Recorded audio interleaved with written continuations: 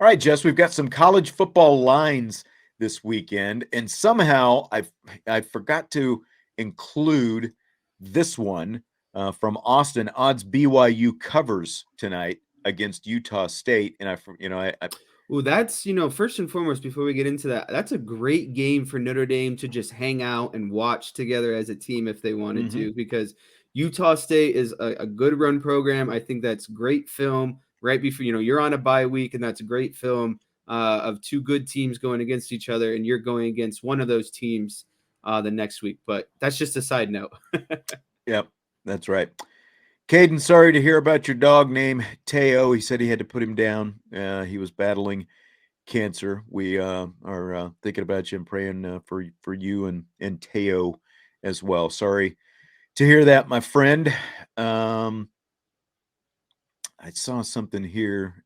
Somebody was still chiming in on the takes 3.5 plus hours to play 60 minutes of 10 to 20-second bursts. That's a good point, Larry. Like when you boil it down that way, they've got to find a better way.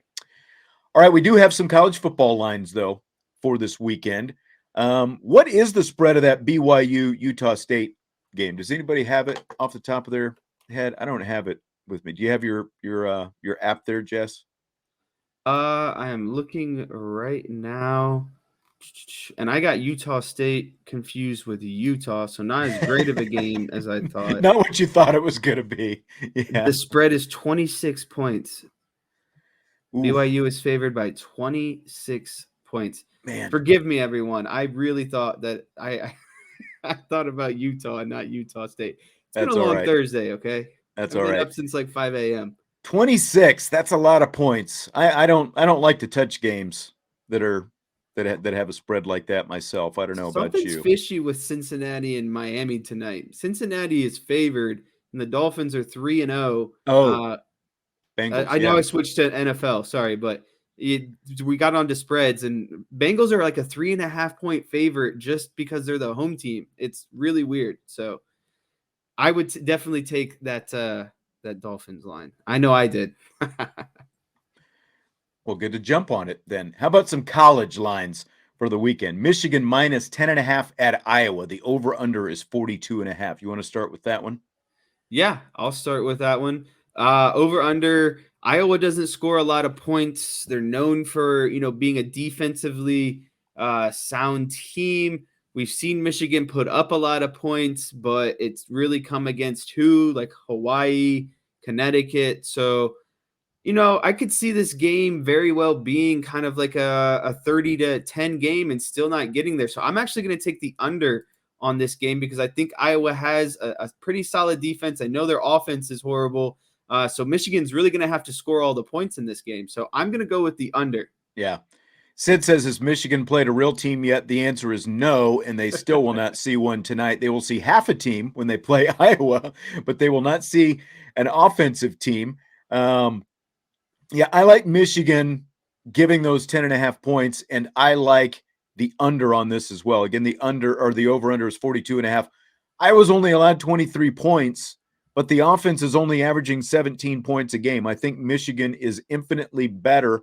Iowa will, kind of, try to slow down Blake Corum, I guess. That's really their only chance to win in this game. But I just think Michigan has got too much for Iowa. Again, the Iowa defense will contribute, but there will be zero offense once again. And Tyler, we do have the KU Iowa State game coming up on this list, so be patient there. Minnesota minus 12.5 against Purdue. The over/under on this one is 51.5.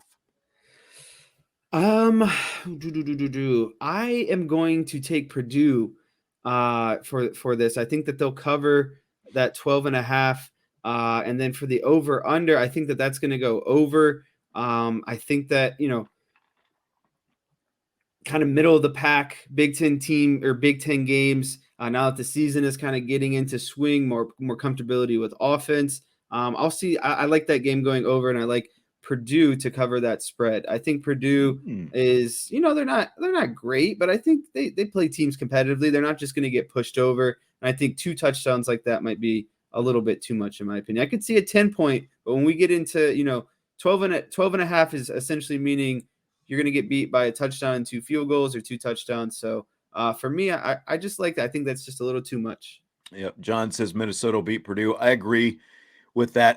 I couldn't believe just the way they just thrashed Michigan State 34-7 last week. And I wonder how Michigan State feels after giving Mel Tucker that big contract extension. They've lost to Washington and Minnesota in back-to-back weeks now. It's always interesting to me, and we'll see this eventually at Notre Dame now that there's the coach, they're going through a coaching, cycle change and all of that.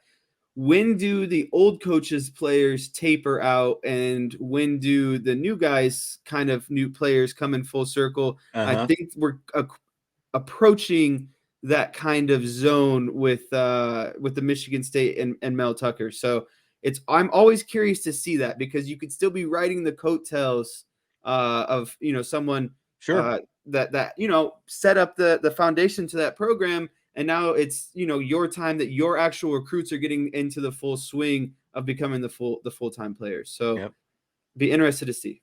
Yeah, I agree. Minnesota, cracked the top 25 this week. We got some people commenting on Kansas, and they're still sitting on the outside looking in. As far as this Minnesota game, Gophers can really run the ball. They've got 2 running backs. I don't know how much you've paid attention to them. They've combined for over 800 rushing yards so far. Minnesota does. They like to run it. Purdue's quarterback, Aiden O'Connell, he was out against Florida Atlantic. So I like the Gophers, given those 12.5. I do like the under on 52.5 in the points total, though. Did you say over or under? I took the over. You took the over? I'm taking the under on this one. Really interesting one to me. Unbeaten Florida State, -6.5 against that Wake Forest team that we saw take Clemson to overtime last week. And the over-under here is 64.5 points. Woof. That's a whole lot of points. But it is. We saw that game last week with Wake Forest and Clemson, and that was a whole lot of points. Almost 100, I didn't know Florida State was undefeated, so that's, first of all, kind of crazy. Yeah. I'd go so far to say I think Wake Forest wins this game, and I'd be confident enough to take the money line. The safer bet is the -6, that they'll cover that, +6.5. But I think that Wake Forest will win this game just straight up. I think that Clemson game put a bad taste in their mouth.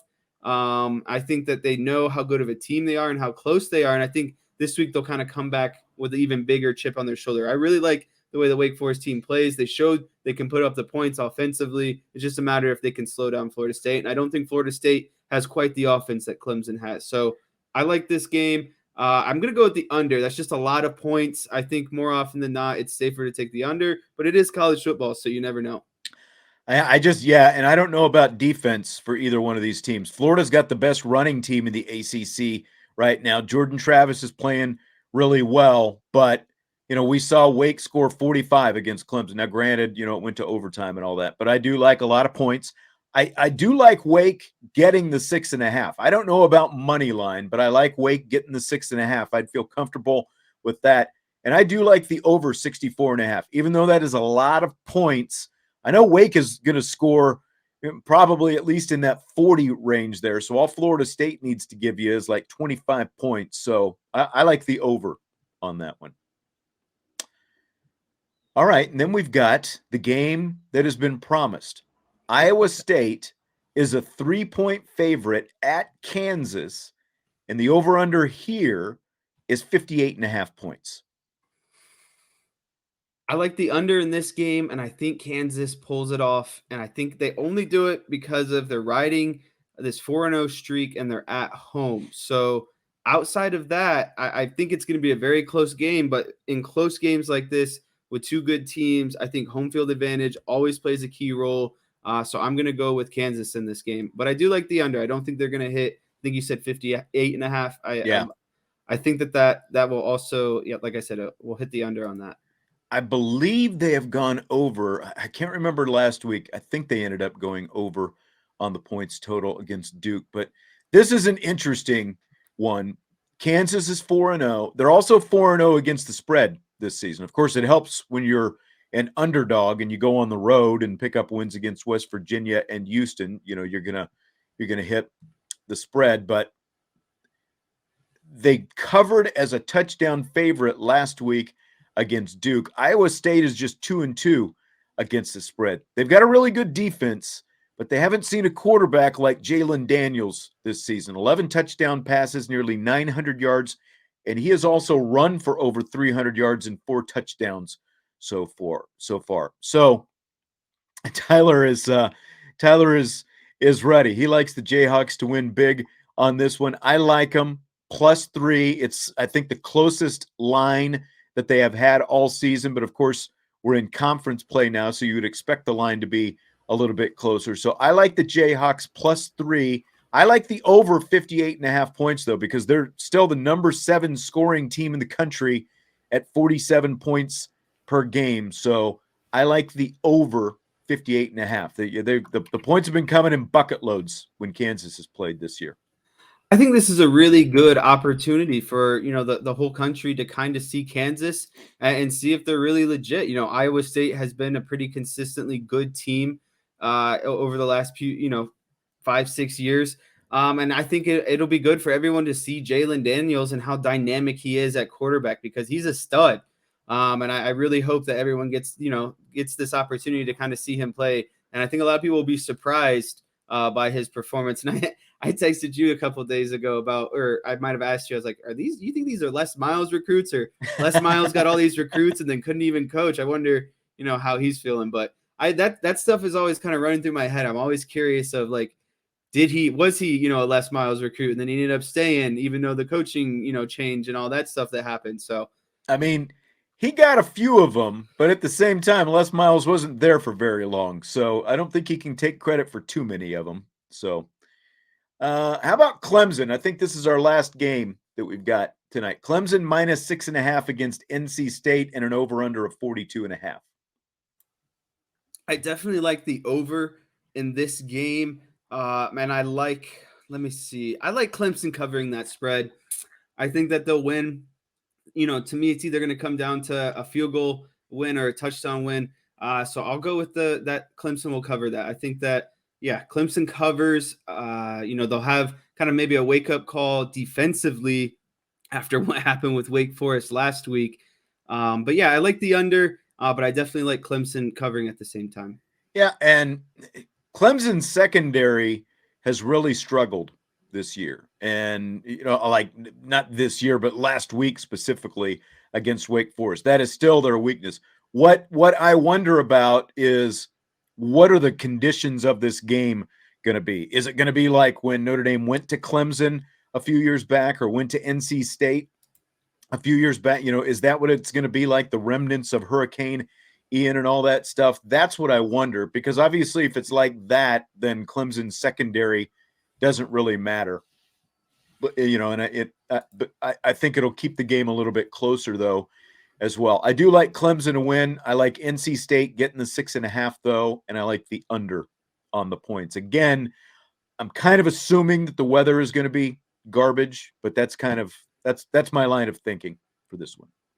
I definitely forgot that the weather would be a factor, so I would 100% smash that under with that kind of weather rolling through. Yeah, I guess, again, might have to wait and see what it looks like Saturday by the time, everything rolls around. But like Michael said, the weather is going to be atrocious, and I think they've still kind of got some of that rolling through there. Brian says, FYI, Aaron Judge went deep last night, and you are right, and we will be touching on that here in just a second, because after all, this is rapid fire. If you had your pick, Jesse, which current college football head coaching vacancy would you say is the best? Georgia Tech, Nebraska, or Arizona State? To me, this came down to Arizona State and Nebraska. I thought about it on a different, obviously I think Nebraska has more of the historic background, the success over the years. But I would say right now, Arizona State would be more appealing. And I think it's just more appealing because of it's more appealing to recruits. I feel like as a head coach, you'd have a better time getting, recruits out there, because who doesn't want to be living out in Arizona playing football where it's constantly nice weather? Arizona, the state, the college is known for other reasons outside of football. There's Partying? a lot of partying, a lot of pool parties, which means, a lot of attractive women. I think for that reason, it's more appealing to the recruits, and it'd be more appealing to the head coach, because who wants to play, at Nebraska later in the season when it's cold, that kind of stuff. So I think it's going to be Arizona State, and I wouldn't be surprised if Urban Meyer, at least considered going out there. But there's another big reason that I would go with Arizona State, and I think it's because I think it's easier to have success in the the Pac-12 than it is the Big Ten. I think the Big Ten has some juggernauts towards the top, while the Pac-12, it's like constantly cycling who that juggernaut is. So it could be your year, really any year. It's easier to kind of get to the top in the Pac-12, in my opinion. So for those reasons, mainly the conference reason, I think that the Arizona State job would be more appealing. And you throw in the nice weather. Yeah, but it's 120, but it's clean air, and you get used to it. It's not that humid, thick air. I was out there in the middle of July. I loved it, had a good time. But yeah, I think those things play into it, and that's why I would go with Arizona State. Yeah, I have always thought that Arizona State is this sleeping giant because you don't have, your academic restrictions are basically minimal. The weather that you talked about. Now it can be extremely hot, and it does still get extremely hot. But because of some of the things that you outlined, I mean, it's again, it's not Notre Dame or Stanford or USC even or one of those. You're still close enough to Los Angeles that you would think that you would be able to recruit Southern California pretty well. But for whatever reason, no one's ever really got that Arizona State thing rolling. To me, because of a lot of the things that you talked about, it's a better job than Nebraska, because Nebraska just does not have the recruiting base to draw from. It's so different now compared to 35, 40 years ago when Tom Osborne had that thing running, when all you had to do was go out and pluck some offensive linemen off the cornfield, and then he would go to California and Los Angeles himself and pluck a couple running backs and run that I formation, and that's how they won. But you can't win with that kind of football anymore. And so for that reason, I just, Nebraska historically obviously is a historic program with national championships and all that, but we're going on, like, I'm trying to think, it's been since right around the time you were born that Nebraska last won a national championship, and they haven't been relevant for more than 20 years now. So I don't think that it's that great a job. Georgia Tech is obviously in a very recruiting rich part of the country. The state of Georgia itself is very recruiting rich, and the city of Atlanta is very recruiting rich. But the problem is, it is Georgia Technological Institute. There are academic standards there too, and I think that hurts them. I'm surprised that they pulled the trigger as quickly as they did, because when he took over, like, everyone was talking about what a great job he was doing coming out of that triple option era and all that stuff. There's obviously a lot of rebuilding to do there, and there's a lot of rebuilding to do at all three of these programs. When Arizona State loses to Eastern Michigan, oof. Big trouble. Yeah, and I think another point there's Georgia's a good, very, very wealthy when it comes to recruits. But you have Auburn, you have Georgia, you have Alabama as your neighbors. You're kind of getting, I would say, kind of second and third fiddle when it comes to those kind of programs. Obviously 5-star, 4-star recruits going to be first kind of looking at those schools before they might consider Georgia Tech. Yeah. Drunk Vigo knows. Tyler with a super chat. He's going to put us on the spot now here tonight.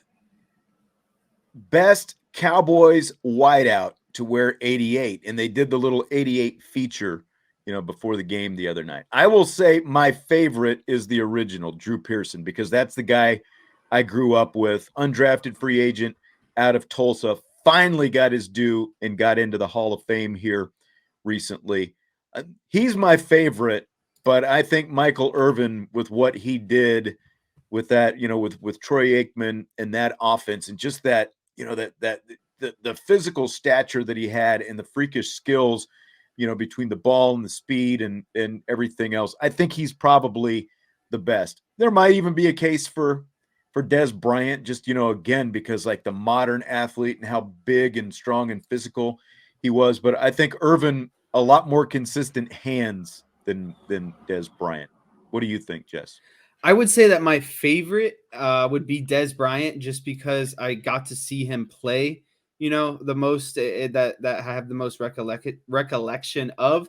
And I was looking at Michael Irvin stats and Des Bryant stats, and Des Bryant played 40 less games than Michael Irvin, and Michael Irvin had about 4,000 more receiving yards and about 200 more catches, but Des Bryant had 10 more touchdowns than Michael Irvin did in about 40 less games and 200 less receptions. So I think that passing era. It's still more of a passing era now than it was then. Right, but I think what I'm getting at is Des Bryant was known for his touchdowns. Like he would go up and get those balls. He was a big physical wide receiver. He had good hands, good body control.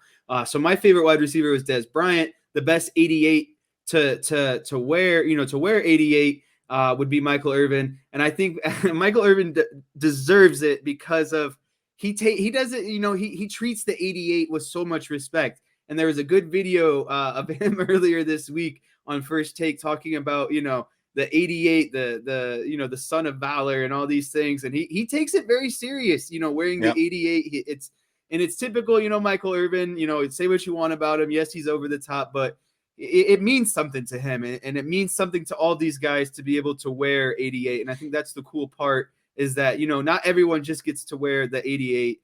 These are Hall of Fame wide receivers, and it's really cool to see, like I said, this kind of club and the way that they take it so seriously. Yep, and this is what the Brian and Michael both got these points in before I was able to. The fact that you had Emmitt Smith, who was scoring a lot of touchdowns himself, and even Alvin Harper and Michael brought up Jay Novacek as well. There were other weapons on that. That's why they won 3 Super Bowls. You had a great quarterback. You had the NFL's all-time leading rusher as things, worked out. You had a great offensive line there. So there was a lot more balance in that offense, because like Aikman never put up gaudy numbers, but I can see what you're saying in the case that you made for Des Bryant, but that again, much more passing prolific era that we're in right now. But all of them great, of course, in their own right. CeeDee Lamb, got to pick it up.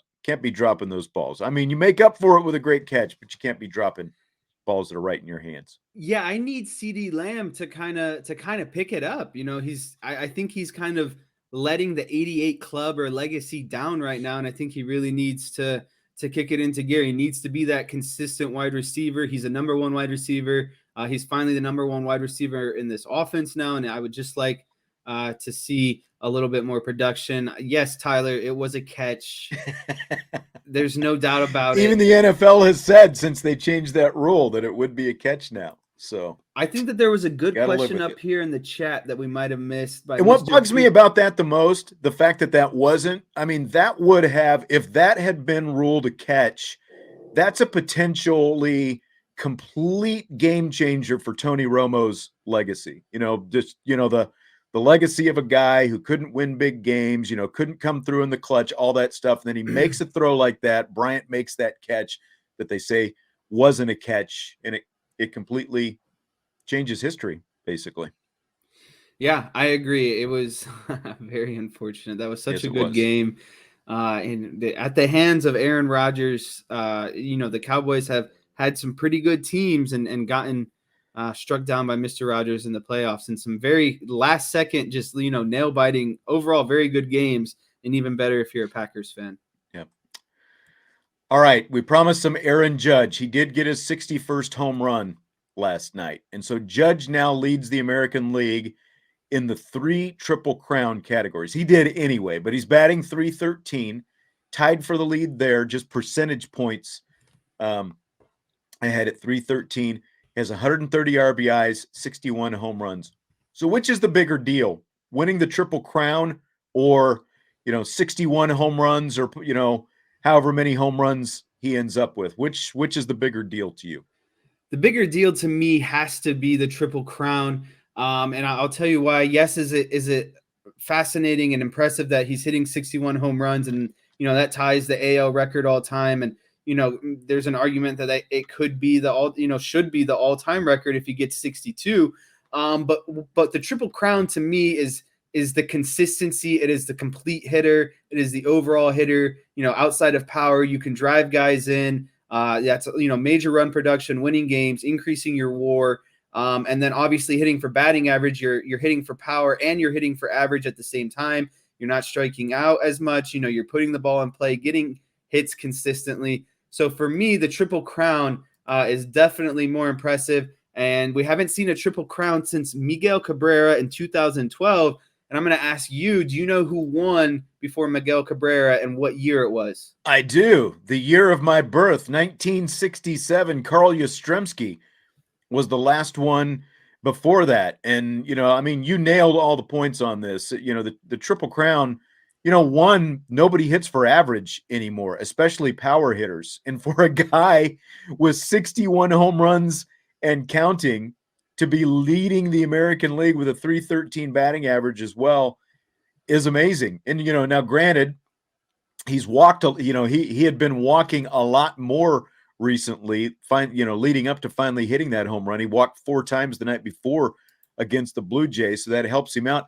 I wonder now, because of the Triple Crown, because they had him there in the leadoff spot, to get him more at bats for, more chances for home runs, if maybe they drop him down a couple spots in the order to help him out with a batting average, like to take away some of those at bats, basically. I don't mean that in a bad way by any means, but that could help him out. You know what I'm saying? Like the fewer at bats you have, the better chance you have to keep that batting average up. Yeah, I mean it's just basic math. The less opportunities, the better chance that you have at not hurting your batting average. But to me, the Triple Crown is like one of the most impressive feats. It is in sports, because you're leading in every offensive major category: to hit for power, to hit for average, to hit with the consistency, to be clutch, to drive guys in and have the RBIs. It's really, really hard. And I don't think that, there's a stat kind of similar in really any other sport to show kind of the dominance that's on display. So, as much as I don't like the Yankees, I really respect Aaron Judge. He balled out this year in a contract year. He said, I don't want the money. I'm worth more than that. And he's potentially going to set the AL record in home runs. He's potentially going to be the Triple Crown winner. And that is the definition of betting on yourself. So, hats off to Aaron Judge. Fred says, Phoenix is a great city. Going back to that, I lived and worked there for over 30 years, originally from South Bend. If you were here for a few days in July, you can't appreciate the heat like it's a furnace. Yeah, I mean, I think as long as you're around a swimming pool at that point, you're probably feeling pretty good. Yeah, I mean, when it was 100 degrees at midnight and I was standing outside the bar, I was like, wow, we're not in Indiana anymore. Yep. So here's what Roger Maris Jr. had to say after watching Judge tie his dad's 61-year-old American League record last night. Quote, Judge should be revered for being the actual single-season home run champ. I mean, that's really who he is if he hits 62, and I think that's what needs to happen. I think baseball needs to look at the records, and I think baseball should do something, end quote. So what do you think about that, Jess? So there's a lot of layers to this question. Yes, there are. Because if you make something the precedent, then you have to go back and erase a lot of things. And then I had this conversation with someone the other day. Do steroids help? Sure. But do you still need to get your hands there and square the ball up and hit it right on the barrel? Sure. So if you're doing those things, do the steroids help the ball go farther? Yeah. Sammy Sosa also had a corked bat. He was caught with a corked bat at some point. So to me, it's so hard because there's still a lot of skill that's involved, but ultimately home runs are a feat of power. And so obviously the steroids is something that's going to help that. I still think Barry Bonds is a Hall of Famer, but I think that no record holder that did steroids should hold the record. But another point of that is there was a lot of steroid use going on in baseball. Yes, It's there just not was. everyone got caught. And so Yes. then there's so many And that's the layers to thing this too. question. We don't know. All we know is like, McGuire, Bonds, Sosa. They're the obvious ones, and a few others in there as well. Like guys who got big, but nobody was ever proven, because they weren't doing things like these guys. But like you just look at this glut, like that record had stood for what, more than, what was that, going on 40 years at that, like 36 years, 37 years, I guess that record had stood, Maris's record. Then all of a sudden you get this barrage from 1998 through 2001 where all these guys, Bonds, McGuire and Sosa broke those numbers multiple times. Bonds in 2001 obviously ends up hitting 73. And so it's just like boom, boom, boom, boom, boom. Now, PEDs were supposed to be banned in the 90s, but they were not testing for PEDs. So it's like it's like if you tell a classroom full of kids in school, put your phone, you don't have to put your phones away, but you're not allowed to use them on the test, and then you leave the room. Well, guess what's going to happen? They're going to use the phones to find the answers on their test as soon as you leave the room. You've got to monitor this, and that's what baseball finally figured out in 2003. Hey, we actually need to test for this if we're going to ban PEDs. And lo and behold, guess what? All the home run totals went down. I think it's like 8 or 9 times since 2003 has 50 home runs even been hit. And Judge has done it a couple of times. Giancarlo Stanton has done it a couple of times, and some other guys in there as well. So it's all on baseball because they were more than willing to accept this because it brought fans back through the gates. After the strike, it brought fans back to baseball. I think these guys, if you're going to let these records stand, they should be in the Hall of Fame, or, at least Barry Bonds should be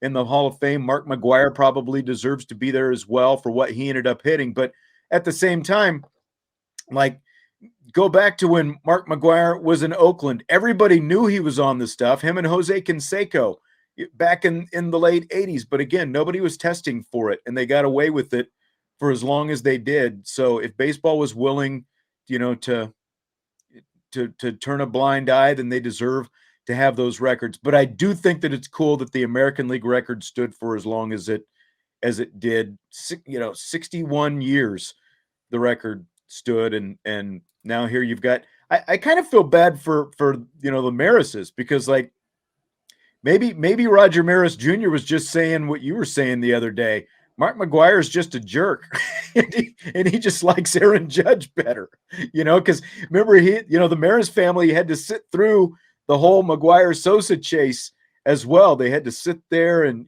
just like they had to sit there for a week in New York watching these games. So I kind of feel bad for them, but I do think that it was very interesting that Maris Jr. came out and basically was laying salvos at Major League Baseball.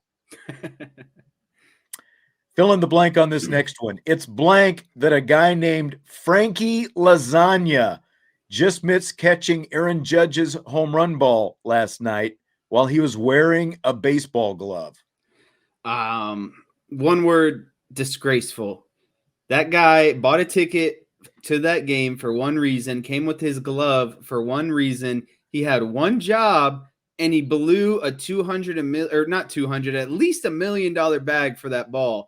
I don't know about you, but $1 million, that's instant retirement money. He had to prep for this whole situation, and he just choked in the moment. So it's disgraceful in my opinion. He's wearing a Toronto uniform, so he's not there for the game. He's just there because he's trying to catch a home run ball. Like I said, he brought his glove. He's sitting in the outfield.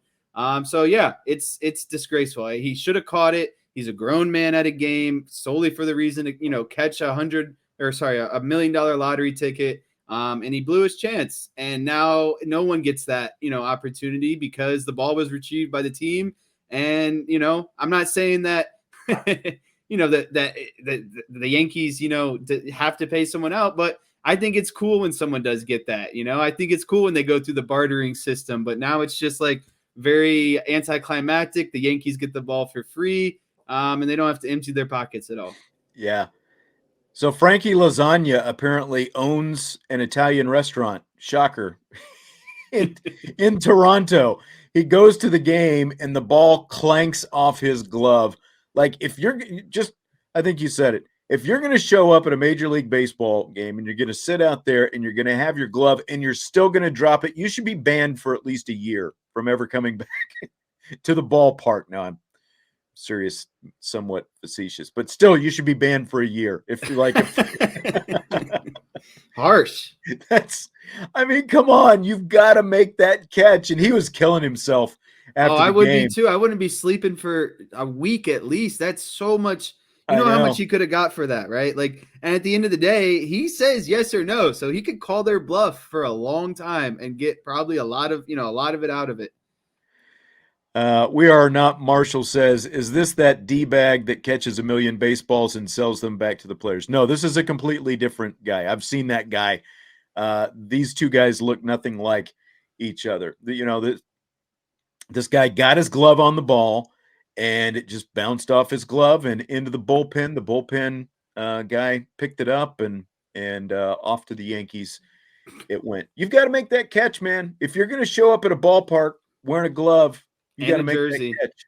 And yeah, that's right. And a jersey. You got to make that catch. But he needs to figure out a way to spin this so that he gets people coming into his restaurant now. Frankie Lasagna. He needs to like the dropped ball special. Get a picture of that. Yeah. And like he's got to do something, man. He's got to make it work for him. All right. Well, we've still got people who are awake after listening to the baseball talk. It's amazing.